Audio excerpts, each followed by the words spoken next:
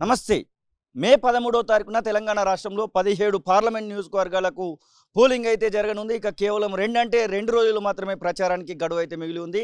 అన్ని పార్టీలు కూడా తమ అభ్యర్థుల గెలుపు కోసం అయితే శ్రమిస్తున్నటువంటి పరిస్థితి. అసలు కాంగ్రెస్ పార్టీ ఎన్ని నియోజకవర్గాలలో గెలవబోతుంది, కాంగ్రెస్ పార్టీ ఈ 2 రోజులలో ఎలాంటి ప్రచారాస్త్రాలను ఉపయోగించుకోబోతుంది, ఇవన్నీ అడిగి తెలుసుకుందాం. మనతో పాటుగా రాజేందర్, కాంగ్రెస్ పార్టీ రాష్ట్ర నాయకులు, SC ST forum national president అయినటువంటి మేధావులకు సంబంధించినటువంటి విషయంలో ప్రెసిడెంట్ అయినటువంటి రాజేందర్ మనతో పాటుగా ఉన్నారు.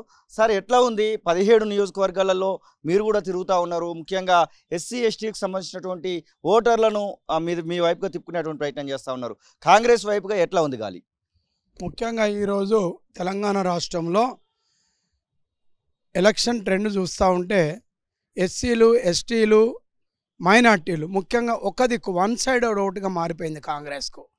ఎందుకంటే ప్రస్తుతం రాజకీయ పరిస్థితులు అనిశ్చితంగా ఉన్నాయి. రాజ్యాంగానికే ముప్పు ఉన్నది. రాజ్యాంగము మార్చివేస్తామని ఒకరు, రాజ్యాంగాన్ని తీసివేస్తామని ఇంకొకరు, రిజర్వేషన్లే తొలగిస్తామని ఇంకొకరు, జాతీయ స్థాయిలో చర్చ జరుగుతున్న సమయంలో ఈరోజు కాంగ్రెస్ తెలంగాణ రాష్ట్రంలో అత్యధిక మెజార్టీలతోటి 14 కాదు 15 స్థానాల వరకు కూడా దూసుకెళ్తూ ఉన్నది.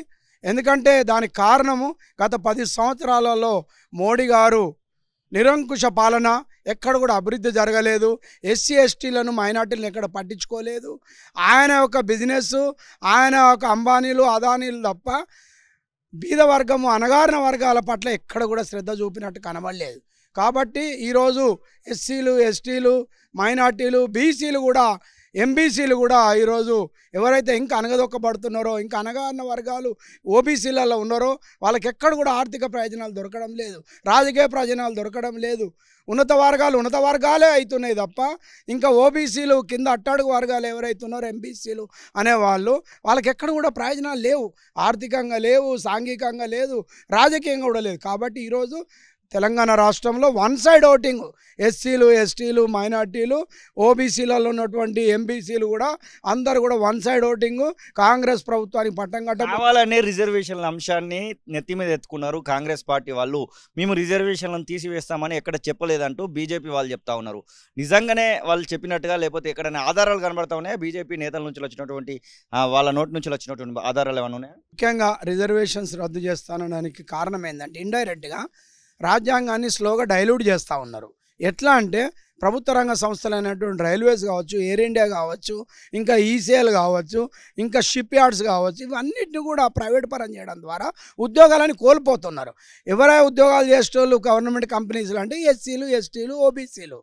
అంతే తప్ప కానీ ఇంకా ఉన్నత వర్గాల వాళ్ళు అయితే వాళ్ళు బిజినెస్లు చేసుకుంటారు, వాళ్ళు ఇండస్ట్రియలిస్టులు, వాళ్ళ బిజినెస్, వాళ్ళు సినిమా ఇండస్ట్రీ నడుపుతారు, కోట్ల ఆస్తులు సంపాదించుకుంటారు. కానీ ఇక్కడ 20,000కు 30,000కు లక్ష రూపాయలకు ఉద్యోగం చేసేటోడు ఎక్కడ చేస్తాడంటే ప్రభుత్వ రంగ సంస్థలు.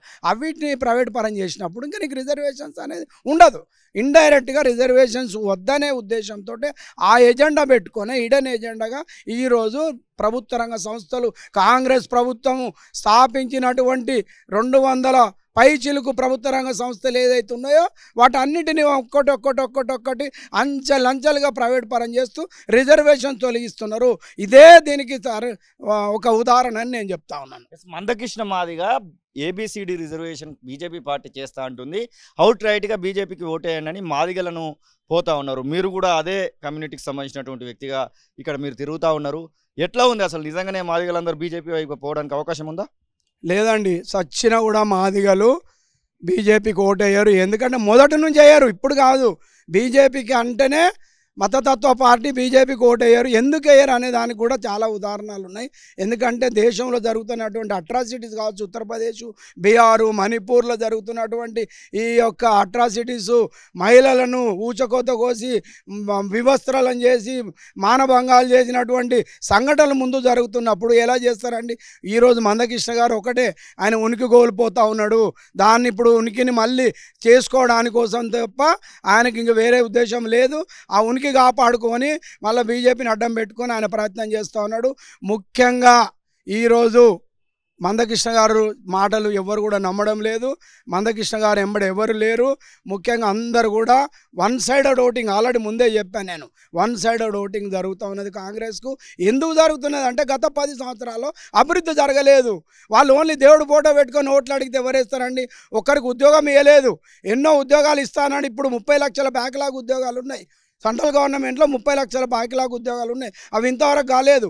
రిజర్వేషన్స్ను ఇప్పుడు ఈరోజు కాంగ్రెస్ సీలింగ్ తీసేస్తా అంటున్నారు. 50% సీలింగ్ తీసేసి దాన్ని నువ్వెంతో నీకంత సామాజిక న్యాయం అనేది రాహుల్ గాంధీ గారు చెప్తా ఉన్నారు.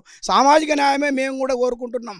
దళితులుగా, బహుజనులుగా, బీసీలుగా, ఎస్సీ ఎస్టీ మైనార్టీలుగా మేము కోరుకునేదే సామాజిక న్యాయం. బాబాసాహెబ్ అంబేద్కర్ కూడా అదే కోరుకున్నాడు.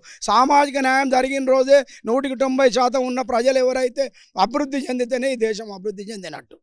మాదిగలకు ఒక టికెట్ ఒక్కటంటే ఒకటి ఇవ్వలేదు కాంగ్రెస్ పార్టీ అనేటువంటి ఒక విషయం అయితే చాలా వినబడతా ఉంది. చాలా మీటింగ్లలో కూడా మాట్లాడుతున్నారు. మోత్కుపల్లి నరసింహులు మీ పార్టీ లీడరే స్వయంగా బయటకు వచ్చి మాట్లాడుతున్నటువంటి సందర్భం కూడా ఉంది. దాన్ని ఎట్లా మీరు జస్టిఫై చేస్తారు?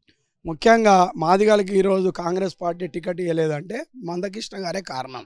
ఎందుకంటే ఫస్ట్ పోయి బీజేపీ కాడెత్తుకున్నాడు. నువ్వు బీజేపీకి మద్దతు ఇస్తా అన్నప్పుడు వీళ్ళు ఎట్లా నమ్ముతారండి? ఇతర పార్టీల వాళ్ళు నమ్మరు. దానికి కారణం నువ్వే. ఈరోజు ఒక్కొక్కసారి ఒక్కొక్క పార్టీకి మద్దతు పలుకుతుపోయినావు. టీడీపీకి ఒకసారి పలికినావు, కాంగ్రెస్కి ఒకసారి మద్దతు, ఈరోజు బీజేపీకి మద్దతు పలుకుతున్నావు. ఏ విధంగా నమ్ముతారు? కాబట్టి ఈరోజు మాదిగలకు కాంగ్రెస్ పార్టీలో టికెట్లు రాలేదంటే కారణము మందకృష్ణ మాదిగ గారు. దాన్ని మొత్తం నేనే నాయకుడిని, ఎంఆర్పిఎస్కు నేనే మొత్తం గుర్తపట్టుకున్న తెలంగాణ రాష్ట్రాన్ని, ఆంధ్రప్రదేశ్ రాష్ట్రాన్ని అని అక్కడ టీడీపీకి ఒత్తాసు పలుకుతాడు. ఇక్కడ ఎట్లా అంటే అది తప్పు కదా. ఒక నాయకుడిగా న్యూట్రల్గా ఉండి నీ సమాజం ఎక్కడ పోతుంది, ఏబిసిడి వర్గీకరణ ఎట్లా చేసుకోవాలనేది నీ తాపత్రయం ఉండాలి. ఈరోజు మహిళా బిల్లు పాస్ చేశాడు. ఈరోజు త్రిపుల్ తలాక్ పాస్ చేసుకున్నారు, 370 ఆర్టికల్ పాస్ చేసుకున్నారు. మరి ఏబిసిడి వర్గీకరణ ఎందుకు పాస్ చేయలేదండి? దానికి చట్టం దానికి ఏమైనా అడ్డం వచ్చిందా? మోదీ గారు తలుచుకుంటే ఒక్కరోజు మహిళా బిల్లు 20 నుంచి పెండింగ్ ఉండే 2 రోజులలో పాస్ చేయించుకున్నారు పార్లమెంట్, లోక్సభలో, రాజ్యసభలో. అదేవిధంగా మరి ఏబిసిడీను ఎందుకు పాస్ చేయాలి? దానికి మళ్ళీ ఒక కమిటీ వేయాలా? ఇవన్నీ అవసరమా? ప్రాసెస్ అవసరమా? వన్స్ పార్లమెంటులో నువ్వు 371 ఆర్టికల్ గిట్ట అమెండ్మెంట్ చేసుకుంటే రాష్ట్రాలకు పవర్స్ ఇస్తే ఏ రాష్ట్రంలో ఎట్లా ఉంది సామాజిక పరిస్థితులకు అనుగుణంగా వాళ్ళు అమెండ్మెంట్ చేసుకొని ఏబిసిడీని ఇంప్లిమెంట్ చేసుకుంటారు. దాన్ని ఎందుకు అడుగుతలేవు? దాన్ని అడగకుండా ఈసారి మోదీ గారు ఏబిసిడీ చేస్తున్నాడు, నేను అందుకే మద్దతు ఇస్తున్నా, కాంగ్రెస్ మాదిగలకు టికెట్లు ఇవ్వలేదంటే మేము దాన్ని ప్రశ్నించినాం. రేవంత్ రెడ్డి గారిని, కాంగ్రెస్ పార్టీని అడిగినాం. అడిగితే ఏమన్నారు? కొన్ని కారణాల వల్ల మనం 10 ఏళ్ళ నుంచి ప్రభుత్వంలో లేము, ప్రభుత్వం రావడానికి నానా ఈక్వేషన్స్ ఉన్నాయి. రేపు ప్రభుత్వం ఎంపీ ఎలక్షన్స్ తర్వాత రాజ్యసభలో, ఎమ్మెల్సీలో, లోకల్ బాడీస్లో, చైర్మన్లలో అన్నిట్లలో కూడా ప్రాధాన్యత మాదిగలకు రేవంత్ రెడ్డి గారు ఇస్తా అన్నారు. అది మాకు నమ్మకం ఉంది. మాదిగలందరూ కూడా కాంగ్రెస్ పార్టీతో ఉన్నారు, ఎవ్వరు కూడా బీజేపీ తోటి లేరు. ఎన్ని నియోజకవర్గాలలో గెలవబోతున్నారు ఇప్పుడు ఉన్నటువంటి పరిస్థితులలో? 17కు ఎన్ని నియోజకవర్గాలలో అవకాశం కనబడతావు?